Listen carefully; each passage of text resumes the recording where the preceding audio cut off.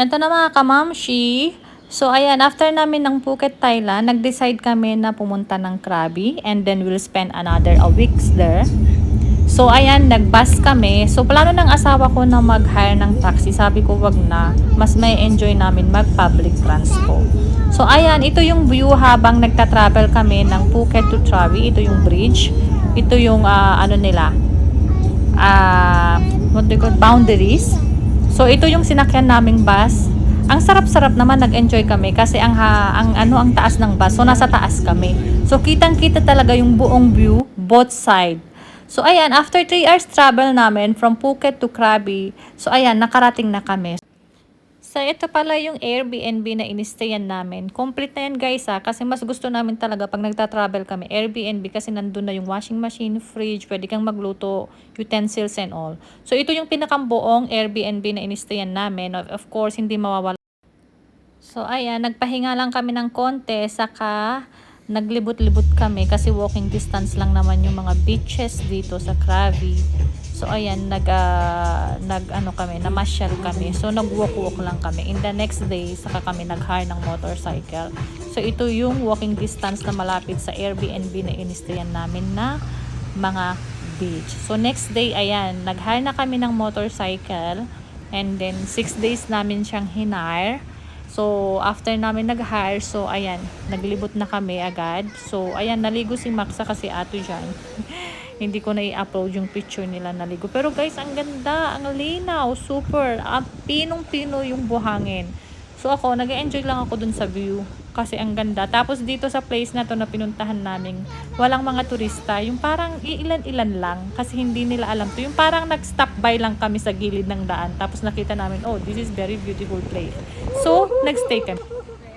So, next day, after namin bumabad dun sa unang beach na pinuntahan namin, not unang beach, no? Yeah, first beach, dyan sa Krabi. So, ito, bumisit kami sa Elephant Sanctuary. So, kasi gusto ni Atong makakita ng elephant in real. Although nakakita na siya sa India, dito sa India, so gusto pa rin niya yung talagang malapitan ba. So, So ito, pagpunta namin, so medyo inagahan namin kasi nung pumunta kami nung unang araw ba yun? Basta unang araw, hindi, pangalawang araw, close na siya. So pangatlong araw na namin to dito eh. So ayan, inagahan namin kasi nagko-close siya ng maaga. Ang naughty nung elephant, oh, nakikipaglaro dun sa sa turista. So nag-decide kami na bumili na rin ng ipapakain namin sa elephant. Hindi yan free guys ha. So kailangan kung gusto nyong pakainin yung elephant, kailangan yung bumili ng pagkain nila. So, ayan yung binibigay ko, sugar cane yan. Yung hinahati-hati nilang sugar cane. Pero apakamahal, no? So, kasama na yun. Kasi, syempre, ayan, medyo takot pa ako dyan nung una. Pero okay lang. Nag-e-enjoy naman ako. Kasi ayaw ni Ato, natatakot siyang bigyan ng pagkain yung elephant. So, kami na lang mag-asawa ng pagkain dun sa elephant. So, ayan. So, ang lalaki nila, guys. Matatanda na tong elephant na to. So, ganun din pala, no? Iba't ibang hybrid din pala yung mga elephant. Kasi nakita ko dyan, iba-ibang hybrid din pala. May galing sa Africa, may galing sa iba't ibang lugar. So, ayan. Gutom na gutom si Mr. Elephant to. Napaka-friendly niya. So, inaano ko dyan si Ato. Sabi ko, come Ato. Ayaw naman niya kasi natatakot siya. So, nag-e-enjoy na lang siya na tingnan ng mami niya na pinapakain si Mr. Elephant. So, after namin dito sa Elephant Sanctuary nito, so, kasi medyo maaga pa. So, nag-decide kami na mag-rides again kasi nag-hire nga kami ng motorcycle dyan for almost 6 days. So, ayan. Dito kami pumunta.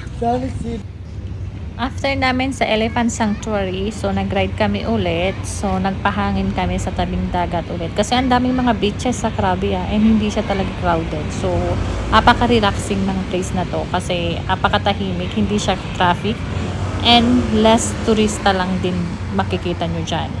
So ito yung place na pinuntahan namin. Nag-walking lang kami dyan. In-enjoy lang namin yung view. And then, nag-food trip lang kami dyan. Umupo kami sa tabing dagat habang si Ato gustong pumunta dun sa mismong playa ba. Kasi gusto niyang mamulot ng mga seashells. Ang dami kasing mga seashells dyan, guys. Yung maliliit, nakikita niyo yung mga puti-puti dyan sa mga buhangin. So, gustong pulutin ni Ato. Gustong niyang i-collect. So, ang siste, kasi gusto niyang bumaba kami dyan, naglakad-lakad kami dyan. So, ayan yung nakikita yung daan, oh. 'Di ba? Ang tahimik. So, ayan, oh, kita nyo guys, ang dami mga seashells, oh. So, ayun yung mag-ama, naglalakad-lakad. Ayan, pinakang view. Another beach to, another place na pinuntahan namin. So, ayan guys. So, 'di ba ang daming mga seashells. Minsan pag nakapaa ka, masakit siya sa paa, kaya kailangan pag nag-walk ka diyan, nakachinelas ka. Yeah, pero dun sa isang pinuntahan namin, walang ganito, walang mga seashells. Ano siya, pure sand lang siya talaga. So, safe talaga yung malapit dun sa Airbnb namin. So, after that night, ayan, nag-walking naman kami kasi every night, market night. So, another market night to. I mean, another place to sa Krabi. So, market night, may mga palaro. Naglaro si Atu, hindi ko na kinuhanan ng video. Meron akong video pero hindi ko na siya i-add sa vlog. So, ayan, ang daming mga, ayan o, tingnan nyo guys, ang daming mga turista. Kasi Krabi is one of the main tourist spot also. So, pero hindi siya kagaya talaga ng Phuket. So, ito naman yung place na inistayan namin. Yung nag-Airbnb kami. After that market night, ayan, nag-swimming kami kasi sobrang init. So, nag-decide kami mag-night swimming. So, ayan. So, bumili kami ng ticket and then nag-ride kami ng boat going to Pranang Cave Beach. So, ang ganda niya guys, super. Tapos sa mga sakay, mga foreigner, ang daming mga papa. So, super ganda talaga. Kakapagod nga lang kasi whole day kaming nagstay sa Pranang Beach. Kasi island din siya. Kailangan, wala siyang road papunta dyan. Kailangan mo talagang mag-ride through the boat. So, ito yung view habang papunta kami sa Pranang Beach Island. So, apakalinis, apakalinaw. Ang daming mga rock formation. May enjoy nyo talaga. Pero talagang nag-enjoy ako talaga. Meron dyan isang rock formation na natawa ako. Ayun o. So, kayo na mag-isip kung bakit natatawa ako dyan sa rock formation na yan. So, ayan. So, nakatawid na kami ng bangka. Bumaba na kami. So, papunta na kami dun sa Pranang Cave Beach. Kailangan namin mag-walk ng almost 20 minutes ba. Yun o, di ba? Ang daming foreigner. So, habang nagwo-walk kami, yan yung makikita yung view. Ang daming mga kainan, ang daming mga foreigner, ang daming mga turista, even though we are a foreigner there. Walking. So, kung makikita nyo, habang nagbablog ako dyan, wala kayong makikitang mga local people. Mostly makikita nyo lang sila dyan sa mga shop. Pero yung sabihin yung local people na dayo para ma-visit tong place na to, bihira.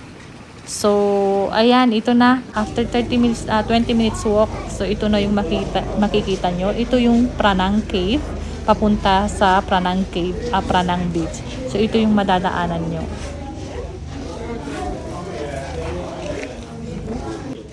Thank you.